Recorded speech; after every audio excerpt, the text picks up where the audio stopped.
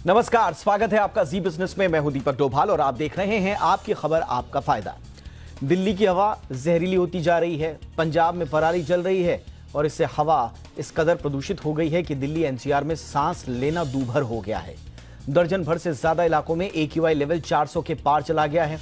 आज हम इसी मुद्दे पर चर्चा करेंगे, समझेंगे कि दिल्ली एनसीआर गैस के चैम्बर में क्यों तब्दील हो गई है, ये सेहत के लिए कितनी खतरनाक है और ऐसे हालातों से निपटने के उपाय क्या हैं। उपायों पर पहली बार कोई चर्चा नहीं हो रही है, सालों से ये चर्चा होती है, लेकिन उसके बावजूद समाधान निकल नहीं पा रहा। तंत्र है, सरकारें हैं, पूरा का पूरा सिस्टम है, उसके बावजूद कोई सॉल्यूशन क्यों नहीं है? ये लाचारी क्यों? कहां है नियम और क्यों हो जाते हैं वो धुआं धुआं? करेंगे इस पर विस्तार से चर्चा आज खास मेहमानों के साथ, लेकिन पहले रिपोर्ट।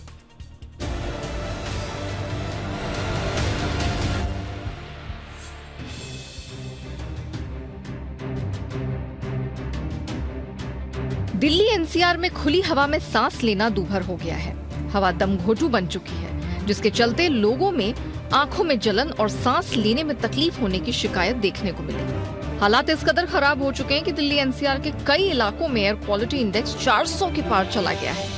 हर बार हो हल्ला मचता है, लेकिन इसे निजात पाने में शासन, प्रशासन और सरकारें हमेशा नाकाम दिखती हैं। सुप्रीम कोर्ट तक को मामले में दखल देना पड़ता है, सख्ती थोपनी पड़ती है, लेकिन नतीजा नहीं निकलता।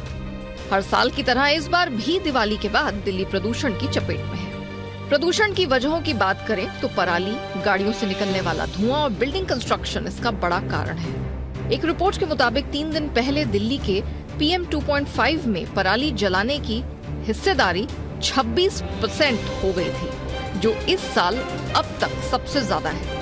सेहत के लिहाज से PM 2.5 सबसे खतरनाक होता है, क्योंकि ये हमारे बालों से भी 100 गुना छोटा होता है। हवा में जब इन कणों की मात्रा बढ़ जाती है तो विजिबिलिटी प्रभावित होती है। ये इतने छोटे होते हैं कि हमारे शरीर में जाकर खून में घुल जाते हैं। इससे अस्थमा और सांस लेने में दिक्कतें होती हैं। इससे आंखों में जलन, पानी निकलना और लाल होने के साथ स्किन एलर्जी होना आम बात है। यही वजह है कि लोगों में निमोनिया और सीने में संक्रमण की शिकायतें बढ़ गई हैं। ICU में भी मरीजों की संख्या बढ़ गई है। अगर प्रदूषण पर काबू नहीं पाया गया तो दिल्ली में मेडिकल इमरजेंसी जैसे हालात बन सकते हैं। भारतीय कृषि अनुसंधान संस्थान के मुताबिक 2 नवंबर को 3600 से अधिक जगहों पर पराली जलाने की घटनाएं रिकॉर्ड की गई। इसमें 3000 से अधिक जगहों पर पराली जलाने के मामले पंजाब से हैं। हरियाणा में 166, यूपी में 25 जगहों पर पराली जलाई गई है। वहीं एनसीआर में डीजल से चलने वाले वाहन से भी दिल्ली में प्रदूषण का खतरा बढ़ा है। प्रदूषण से हालात इतने बदतर हो गए हैं कि दिल्ली सरकार को गाड़ियों के कम इस्तेमाल करने के साथ ऑफिस में काम करने वालों को वर्क फ्रॉम होम की सलाह देनी पड़ रही है। वहीं छोटे बच्चों के स्कूलों को बंद करने की भी बात उठने लगी है। इसके उपायों की अगर बात करें तो बिना वजह घर से बाहर ना निकलें। जॉब करने वाले लोग घर से बाहर निकलने से पहले मास्क जरूर पहने। प्रदूषण त्वचा और आंखों को भी प्रभावित कर सकता है। ऐसे में घर से बाहर निकले तो आंखों पर चश्मा जरूर लगा लें। बाहर ही नहीं, घर की हवा भी प्रदूषित होती है, इसलिए नियमित अंतराल पर डस्टिंग करते रहें ताकि प्रदूषण का आप पर कम से कम प्रभाव पड़े। ब्यूरो रिपोर्ट, जी मीडिया। और बेहद खास मेहमान इस वक्त हमारे साथ जुड़ चुके हैं। आज के मेहमानों का परिचय आपसे कराएं और चर्चा शुरुआत करें। सबसे पहले आज के मेहमानों का इंट्रोडक्शन करा देते हैं। हमारे साथ हैं विवेक चट्टोपाध्याय जी, सीनियर प्रोग्राम मैनेजर हैं एयर पॉल्यूशन कंट्रोल CSE के। विवेक जी, बहुत बहुत स्वागत है आपका हमारे शो पर। हमारे साथ हैं अश्विनी दुबे, एडवोकेट हैं NGT में, और बहुत बहुत स्वागत है आपका अश्विनी दुबे, आपका हमारे शो पर। हमारे साथ हैं डॉक्टर स्वाति माहेश्वरी, जानी मानी फिजिशियन हैं। डॉक्टर स्वाति, आपका भी बहुत बहुत स्वागत है। विवेक जी, मैं आपसे चर्चा की शुरुआत करना चाहूँगा, और चर्चा तो ये हर साल होती है, लगातार होती है, न सिर्फ शोज़ में होती है बल्कि सरकारें आपस में बैठ के बातचीत करते होंगे, मंथन करते होंगे, उसके बावजूद कोई सॉल्यूशन नहीं है सर। मैं रेंज नहीं बता सकता हूँ आपको कि कितनी इस पर चर्चाएं होती होंगी, लेकिन हर कोई इमेजिन कर सकता है कि किस किस लेवल पर किस किस तरह की चर्चाएं होती होंगी। सिर्फ दिल्ली में नहीं, दिल्ली के बाहर और यहाँ तक कि दुनिया के कई कोनों में होती होंगी। उसके बावजूद सॉल्यूशन नहीं है सर, आखिर क्यों? देखिए, इसके पीछे मेन रीजन ये है कि हम समस्या को पूरी तरह से खत्म नहीं कर रहे हैं। हम थोड़ा एफर्ट लगा रहे हैं, जरूर सरकारें कुछ न कुछ काम कर रही हैं, परंतु उस तेजी से नहीं हो रही है, उस स्केल में नहीं हो रही है और उस स्पीड में नहीं हो रही है जिससे कि फर्क पड़े प्रदूषण पे। थोड़ा बहुत फर्क पड़ता है जब हम देखते हैं कि किसी एक सेक्टर में जब काम होता है, तो उसका नतीजा होता है कि उस सेगमेंट में रिजल्ट्स आते हैं।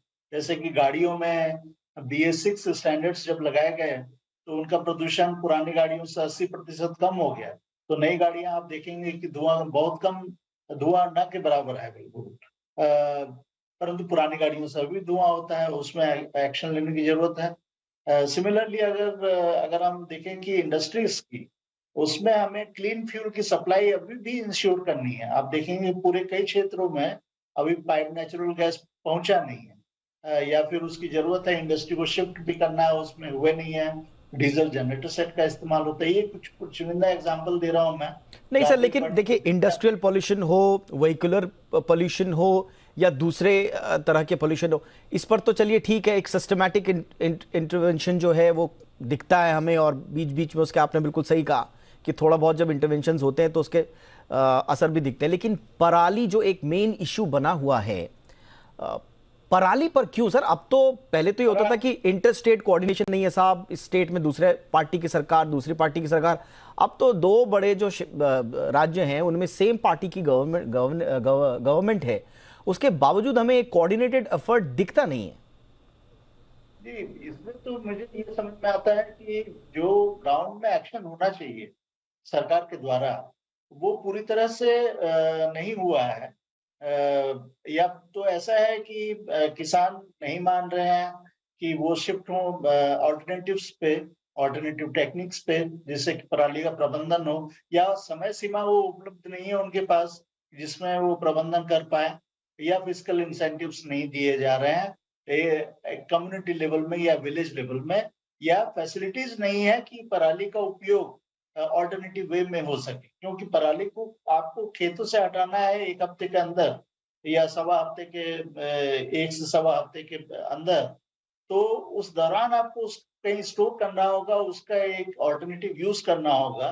तो विलेज लेवल में या क्लस्टर लेवल में जब तक आप ये संस्थाएं सेटअप नहीं करेंगे, ऑल्टरनेटिव पैलेट बनाएंगे या बेलिंग करेंगे, या उसको और XC2 उसका उपयोग अगर पावर प्लांट्स में हो सकता है वहां आप ले जाएं, ये जब तक इंफ्रास्ट्रक्चर और ये सिस्टम या तंत्र जब तक नहीं बनेगा, तब तक ये मेरे ख्याल से समस्या बनी रहेगी। और जो मशीनें भी दी जा रही हैं, अगर वो इस्तेमाल में नहीं हो रही है, तो उनके कारणों को अभी ढूंढना चाहिए कि क्यों नहीं इस्तेमाल कर पा रहे हैं किसान मशीनों को। इसमें कोई शक नहीं है, बिल्कुल। लेकिन जो विवेक जी, लेकिन एक बात जो है, जो आप किसानों को बार बार, किसानों के पास भी देखिए सबसे बड़ी प्रॉब्लम यही है, और अश्विनी जी के पास जाना चाहूंगा मैं। देखिए अश्विनी जी, प्रॉब्लम यही है कि धान की कटाई और उसके बाद गेहूं की बुआई के बीच में समय बहुत कम होता है। ये एक प्रैक्टिकल प्रॉब्लम है। लेकिन आपको जो काम साल भर में करना चाहिए था, वो काम आप करते नहीं है। जब दिवाली आ गई, दिवाली का धुआं फिर थोड़ा सा अखबारों की सुर्खियां बनता है, मीडिया चैनल्स में बहस शुरू होने लगती है, फिर उसके बाद अचानक से जो पराली पर पूरा का पूरा डिस्कोर्स शिफ्ट हो जाता है, और फिर ऐसा लगता है कि जब जरूरत पड़ रही है तब कुआं खोदना शुरू कर देती हैं सरकारें, फिर एक दूसरे पर आरोप प्रत्यारोप, और फिर समय निकल जाएगा, फिर कोई पूछेगा नहीं। कोर्ट्स ने इंटरवेंशंस तो जरूर किए हैं अश्विनी जी, लेकिन हम एनजीटी से क्या उम्मीद करें? क्या एनजीटी का एक ठोस इंटरवेंशन आवश्यक है, अब अवश्यंभावी है?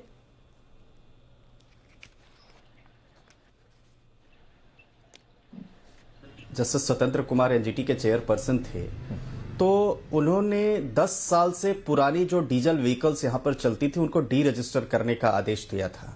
उसके अलावा जो जितने भी ट्रक्स जो है, कमर्शियल ट्रक्स यहां आते थे, तो उस पर एक्स्ट्रा चार्ज इम्पोज करने के लिए डायरेक्शन दिया था।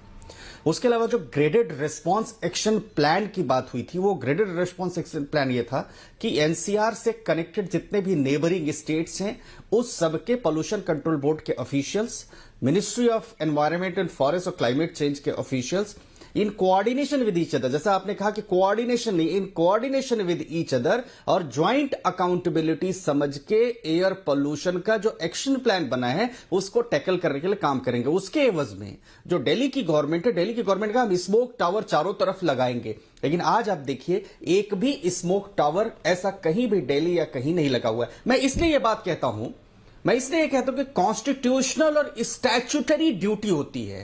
ये कॉन्स्टिट्यूशनल और स्टैट्यूटरी ड्यूटी किसकी होती है? सरकार की होती है। एक होता है ब्लेम गेम शिफ्ट करना, एक होता है किसानों को दोष देना, एक होता है वेक्यूलर पोल्यूशन को दोष देना। तो यहां आपकी जो ड्यूटी है, जिसके लिए आप सरकार में आए हैं, उसे आप पूरा नहीं कर रहे हैं। मैं कहता हूं कि ठीक है, सब्सिडी देना आपका काम है, आप कैसे सेंट्रल गवर्नमेंट के कोऑर्डिनेशन से काम करते हैं, कैसे स्टेट गवर्नमेंट अपने फंड से वो देती है, वो उनका लुकआउट है। मगर सवाल यह है कि जब AQI 477 500 सीवियर कैटेगरी में जा रहा है, गैस चैम्बर बना हुआ और प्लैनेट का सबसे पोल्यूटेड प्लेस दिल्ली बना हुआ है। एब्सोल्युटली सर, उन परिस्थितियों में अगर आप मिटिगेट करने के लिए प्रॉब्लम्स नहीं बट अश्विनी जी देखिए, अश्विनी जी देखिए सारे स्टैंड अलोन जो कारण हैं उनको अगर अलग अलग अगर आप एक साथ उनको समग्र रूप में देखेंगे तो फिर तो बहुत सारी लेयर्स हैं इसमें। फिर तो आपको कंबाइंड रूप में जो है पूरे की पूरे प्रदूषण की समस्या को लेना पड़ेगा। लेकिन जब हम आगे बढ़कर टैकल करने की कोशिश करते हैं सीरियसली, तो फिर आपको उन स्टैंड अलोन कारणों पर जाना पड़ेगा, जिसलिए आज हम स्पेशली इसीलिए आज पराली की बात कर रहे हैं। ये जो पराली पर लीपा पोती चल रही है हर साल, और फिर कभी किसान, फिर कभी सरकार, फिर कभी कोर्ट, ये प्रॉब्लम हमेशा बार बार देखने को मिलती है। अश्विनी जी के पास जाऊंगा मैं, लेकिन फिलहाल जो इसका खामियाजा भुगत रही है वो भुगत रही है आम जनता, हमारे बुजुर्ग, हमारे बच्चे, और जो ऑलरेडी किसी न किसी बीमारी से ग्रसित हैं। दिल्ली की हवा कितनी प्रदूषित हो गई है ये अब कुछ कहने की जरूरत नहीं है, सारे आंकड़े सबके पास है। और हम तो सिर्फ यहां पर बातचीत कर रहे हैं, जो लोग दिल्ली में हैं वो महसूस कर रहे होंगे कितना बड़ा खतरा है डॉक्टर स्वाति दिल्ली के और आसपास के लोगों की सेहत पर। हाँ, बिल्कुल दीपक जी, और मैं बोलूंगी कि हर साल हम इसके ऊपर बात करते और बात करते करते ये मौत का कुआं बन गया। हमने सोचा था कि कुछ ठीक होगा, उसकी बजाय ठीक नहीं हो रहा है, चीजें और बेहतर होती जा रही हैं। आज दिन में मैं भी दिल्ली से निकल रही थी और सच बताऊं दीपक जी, बिल्कुल ऐसा लग रहा है जैसे कि कोई हवन चल रहा है पूरे दिल्ली में और उसका धुआं पूरे में फैला हुआ है, या कहीं कुछ जलाया जा रहा है जिसका पूरा धुआं है। एक अजीब सी स्मेल भी है, एक जलने की जो स्मेल होती है हवा में, वो स्मेल भी है।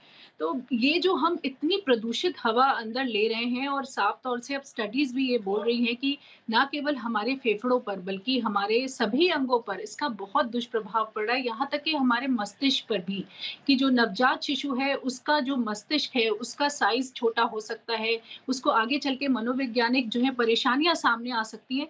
तो हम समझ सकते हैं कि शायद ही कोई ऐसा अंग है जो छूट रहा है, हर किसी पे इसका बहुत दुष्प्रभाव पड़ रहा है।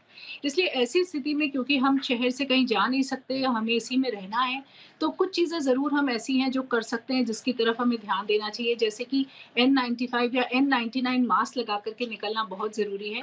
पोल्यूशन के लिए हम कभी भी ये नहीं कहते हैं कि कोई भी साधारण मास्क लगा सकते हैं या कपड़े को मुंह पर रख लें तो उससे आप बच सकते हैं। इसके लिए आपको स्पेसिफिकली N99 या N95 मास्क की जरूरत होगी। तो कोशिश करें कि आप इस तरह के मास्क को लगा करके बाहर निकल सकें।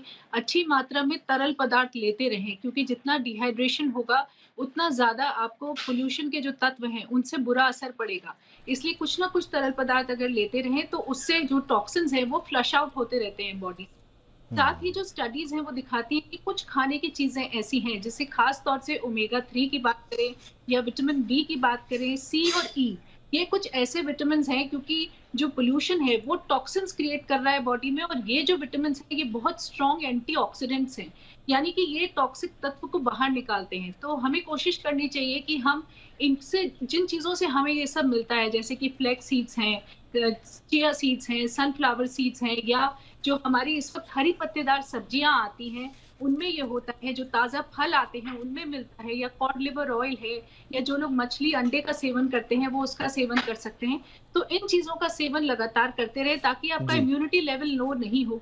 अभी सभी को खांसी, खराश, आंखों में जलन और इस तरह की परेशानियां सामने आ रही हैं, तो इससे लड़ना बहुत जरूरी है। बिल्कुल। साथ और ही घर ये के सारे के सारे एहतियात आपको बरतने हैं। जी मैम, बिल्कुल आपने सही कहा। और अब देखिए, मजबूरी यही है, सरकारें और सिस्टम तो पूरी तरह से फेल हो चुके हैं प्रदूषण के, पॉल्यूशन के मामले को लेकर। इसलिए जो कुछ करना है अब इंडिविजुअली आप ही को करना है, और आपको क्या करना है वो डॉक्टर स्वाति ने बता दिया। लेकिन इसके बावजूद सरकारों की जिम्मेदारियां तय न हो, ऐसा नहीं हो सकता। एक ब्रेक ले रहे हैं यहां पर, और ब्रेक के बाद आपको ना थोड़ा सा खर्चा बताएंगे हम कि ये कितना महंगा अफेयर है। क्या ये इतना महंगा है कि सरकारें लुट जाएंगी, राज्य बिक जाएंगे, घुटने पर आ जाएंगे? क्या ऐसी स्थिति है, या सरकारें कुछ इच्छा शक्ति दिखाकर एक साइंटिफिक अप्रोच से अगर सोचें तो खर्चों को मैनेज भी किया जा सकता है, और उस खर्चे से ये कम से कम पराली वाला, बाकी मैं कारकों की बात नहीं कर रहा हूं, वो तो एक फिर लंबी कहानी है, लेकिन सिर्फ पराली की अगर बात करें तो क्या खर्च है इस पूरी कवायद में? आइए आगे बढ़ने से पहले जो हमने कहा था आपको कि पराली जलाने पर खर्चा कितना आएगा, इसका जरा मोटा मोटा अनुमान आपको बता देते हैं, और फिर देखते हैं कि ये खर्चा क्या सरकारें वाकई में मैनेज नहीं कर सकती हैं। तो जरा देखते हैं। देखिए, आपको ग्राफिक्स के जरिए दिखाते हैं कि पराली जलाने पर खर्च कितना आ सकता है। तो आप देखिए, कुल खेत जो हैं, पंजाब की हम बात कर रहे हैं सिर्फ अभी, जो कुल खेत जहां पर खेती हुई है धान की, वो 75 लाख एकड़ पर हुई है। लेकिन ऐसा भी नहीं है कि इसमें सब जगह पराली जल रही है। पराली वाले जो खेत हैं, आप देखिए आंकड़ों में 38 लाख एकड़ पर है। अच्छा, कुल खेत टोटल जैसे हमने बताया कि 1 करोड़ एकड़ के आसपास है, थोड़ा ज्यादा इससे, लेकिन राउंड ऑफ करके गई है। अब प्रति एकड़ खर्च अगर आप देखेंगे तो ये है 2500, और कुल खर्च 38 लाख एकड़ में कुल खर्च हो गया आपका 950 करोड़ रुपए। अब देखिए, आपको इस तरह से 950 करोड़ तो आपको बहुत ज्यादा लग रहा होगा, लेकिन ये सालाना खर्च है। इसको महीने में अगर आप तब्दील कर लेंगे, पर प्रति व्यक्ति में अगर तब्दील कर देंगे, प्रति परिवार में अगर तब्दील कर देंगे, तो बमुश्किल ये 400-500 का खर्च आएगा। और दूसरे भी आपके तरीके हो सकते हैं। क्या ये 950 करोड़, अश्विनी जी मैं आपके पास आना चाहूंगा, क्या ये 950 करोड़ रुपए जुटाना ये इतना दूभर है, इतनी टेढ़ी खीर है कि आप आम आदमी को मरने के लिए छोड़ दे रहे हैं, लेकिन आप 950 करोड़ नहीं जुटा सकते? आपके पास तरीके हजार हैं। मैं ये नहीं कह रहा हूं, आप पंजाब की तो हालत वैसे ही खस्ता है, हम उससे तो अपेक्षा भी नहीं कर रहे, लेकिन पंजाब और दिल्ली मिला के या आसपास के राज्य मिला के ये खर्चा क्या वहन नहीं किया जा सकता है? बिल्कुल वहन किया जा सकता है। और खास तौर से जो फार्म प्रोड्यूसर हैं, जो किसान हैं, वो खुद भी इस खर्चे को खुद के कलेक्टिव रिस्पॉन्सिबिलिटी से कर सकते हैं। मैं आपको एक बात दीपक जी बताना चाहूंगा, नेशनल ग्रीन ट्रिब्यूनल ने बहुत सारे मिनिस्टर्स की और डिपार्टमेंट के ऑफिशियल्स की मीटिंग करके इस मुद्दे पर डिस्कशन करके यह सुझाव दिया कि थोड़ा आप सपोर्ट करिए और थोड़ा सपोर्ट जो फार्मर्स हैं, फार्मर्स से आप लेकर के, और इस प्रॉब्लम को हमेशा के लिए कलेक्टिवली आप सॉल्व करिए। लेकिन होता क्या, इच्छा शक्ति सबसे पहला और फॉरमोस्ट यहां पर हमारे यहां जो बात उठती है वो इच्छा शक्ति को। इच्छा शक्ति किसके पार्ट पर? निश्चित तौर पर सरकारों की जिम्मेदारी होती है कि वो इंश्योर करे कि कोई भी ऐसा मिटिगेटिंग जो उपाय है उसका पालन संजीदगी से ग्राउंड पर किया जा सके। तो ऐसे उपाय साल भर होते नहीं हैं। हम अपने एजेंडे में, अपने मैनिफेस्टो में, अपने बात करने के तरीके में तो तमाम चीजें कह देते हैं, लेकिन अगर ऑन ग्राउंड उसको इंप्लीमेंट करने की बात आती है तो हम रेवड़ियां बांटना शुरू कर देते हैं एक्सचेकर के मनी से। लेकिन उसी एक्सचेकर के मनी से फ्रेश और फ्री एयर और खास तौर से क्लीन एयर और वाटर देने की बात होती है, तो हम अपनी जिम्मेदारी इसको दूसरे के शोल्डर पर, बर्डन को दूसरे के शोल्डर पर शिफ्ट करना चाहते हैं। इसीलिए दिल्ली हाई कोर्ट ने भी, चंडीगढ़ हाई कोर्ट ने भी, नेशनल ग्रीन ट्रिब्यूनल ने भी, सुप्रीम कोर्ट ने 1991 से लेकर अब तक लगातार डायरेक्शन पास किए। एक इंसिडेंट में बताना चाहूंगा, honourable chief justice HL Dattu ने क्या कहा कि मेरा बेटा मास्क पहन, मेरा ग्रैंडसन मास्क पहन के जा रहा था, तो मैंने उससे पूछा कि तुम ये मास्क क्यों पहन रहे हो, you are looking like a ninja. तो उसने कहा क्योंकि एयर पोल्यूशन इस लेवल का कि मेरी आंखें जल रही हैं, मेरे नाक में प्रॉब्लम हो रही है। जैसा कि अभी डॉक्टर स्वाति ने कहा, अस्थमेटिक हर व्यक्ति हो रहा है। तो सरकार की जिम्मेदारी तो बनती है दीपक जी, दोष तो देना पड़ेगा इस बात पर। नहीं, बिल्कुल। और सरकारें क्यों कंफ्यूज करती है? देखिए, आप बड़ी बड़ी बातें करते हैं। विवेक जी मैं आपके पास आना चाहूंगा, क्या सरकारों की जो अप्रोच है, जो हमारे सिस्टम की, और मैं इसमें सिर्फ एक सरकार को दोषी नहीं दे रहा हूं, हर तरह की सरकारों की मैं बात कर रहा हूं, क्या ऐसा क्या इतना मुश्किल है कन्विंस करना किसानों को। आप कंफ्यूज क्यों करते हैं? आप बोलते हैं साहब हम मशीनें ले आएंगे, हम साहब विघटों का पराली के ऊपर छिड़काव करने का ऐसा तंत्र विकसित कर देंगे। बड़ी बड़ी मशीनें क्या माचिस का मुकाबला कर पाएंगी सर? किसान के हाथ में माचिस है और समय है बहुत कम, उसको अगली सर्किल के लिए पराली जलाने का पुराना पद्धति उसके विवेक में है। आप बड़ी बड़ी मशीनों से कैसे मुकाबला करेंगे उस माचिस का? तो उस माचिस को अगर आपको हटाना है किसान के हाथ से, तो पहले तो बातचीत, उसको कन्विंस करना होगा ना। हम कहीं अप्रोच ही गलत तो नहीं अपना रहे विवेक जी? देखिए, पराली को एक वैल्यू देना होगा। जब तक उसका एक इकोनॉमिक वैल्यू किसान नहीं समझेंगे या किसानों को दिया मतलब सिस्टम नहीं देगा या उसको परचेस किया जाए या उसका ऑल्टरनेटिव उपयोग जब तक ना हो, तब तक उसको एज अ वेस्ट देखा जाता है जो उनके लिए उपयोगी नहीं हो रहा है, क्योंकि शायद कैटल भी नहीं खाते हैं वो, तो एज ए फॉडर भी इस्तेमाल नहीं होता। तो कोई इस्तेमाल अगर हो उसका, और जैसे पावर प्लांट्स हैं या और भी जो तरीके हैं इसके एक्स-E2 के, वो अगर इम्प्लीमेंट हो तो वैल्यू, जब तक इकोनॉमिक वैल्यू कैलकुलेट करके हम उसमें न ला सके तब तक मेरे ख्याल से किसान उस ओर आकर्षित नहीं हो रहे हैं कि उसका वो उपयोग करें। और वो इंफ्रास्ट्रक्चर भी गांव में होना चाहिए कि जो उसको लिफ्ट किया जा सके, उस कम समय के दौरान उसको कहीं स्टोर करके रखा जा सके। मेरे ख्याल से ये तंत्र जब तक विकसित नहीं होगा और ये चीजें नहीं होंगी, तब तक वो उनके लिए एक समस्या है कि खेतों में करें क्या उसको। और मैकेनाइजेशन जिस तरह से बढ़ता जा रहा है, इस हिसाब से ये पहले तो ये तभी मैनेज हो जाता था, मैकेनाइजेशन के चलते स्टबल छूट ही रहा है। तो इसके जो इन सिटू मेथड्स हैं, बिल्कुल, यानी खेत में ही उसका प्रबंधन जो है उसको भी बढ़ावा देना चाहिए, क्योंकि सॉइल की फर्टिलिटी भी खराब हो जा रही है इसको जलाने से। फर्टिलाइजर का भी फिर आगे इस्तेमाल ज्यादा करना पड़ रहा है। तो मेरे ख्याल से ये भी एक चीज है। तीसरा पहलू मैं ये बताना चाहूंगा कि वहाँ वाटर डेफिसिट भी बहुत है, पानी की ग्राउंड वाटर की कमी पंजाब में बहुत ज्यादा है। इसके चलते ही उसका समय सीमा बढ़ाया गया है। तो हम पैडी के बजाय क्या हम दूसरे और क्रॉप्स की, बिल्कुल सर, कई जरिए हैं। अब अभी मैं कुछ दिनों पहले मैं किसान नेता से बात कर रहा था, उनका ही कहना था कि आप कटाई जो है हाथों से करना शुरू कर दीजिए। हमारे इलाके में तो हम कटाई क्योंकि हाथों से करते हैं तो वो बचता ही नहीं है, और वो जब बचेगा नहीं तो फिर जलाने की आवश्यकता क्यों पड़ेगी? तो आप कटाई के लिए लोगों को प्रेरित कर सकते हैं, या कटाई अकेले नहीं कर पा रहे हैं किसान, बड़ी जोत है, तो फिर आप जो है पहले तो आपस में हाथ बटाने का कल्चर होता था कि जब मेरे कटाई होगी तो मैं आपका हाथ बटाऊंगा, जब आपकी कटाई होगी तो मैं आऊंगा। ये कल्चर हम बढ़ावा दे सकते हैं। नहीं तो अगर आपको मजदूर भी लाने हैं, अगर आपको मजदूर लाकर हाथ से कटाने की आवश्यकता है तो उनके लिए भाड़े की व्यवस्था कर दीजिए। अगर भाड़ा ज्यादा, तरीके बहुत हैं, लेकिन सवाल यही है कि इन तरीकों पर अमल कौन करे। मुझे शो को यहीं पर ख़त्म करना होगा। बहुत बहुत शुक्रिया आप तीनों महानुभावों का शो पर चर्चा में शामिल होने के लिए। Doctor Swati, thank you so much ma'am, आपने वक्त निकाला। अश्विनी जी बहुत बहुत शुक्रिया। विवेक जी आपका भी बहुत बहुत शुक्रिया।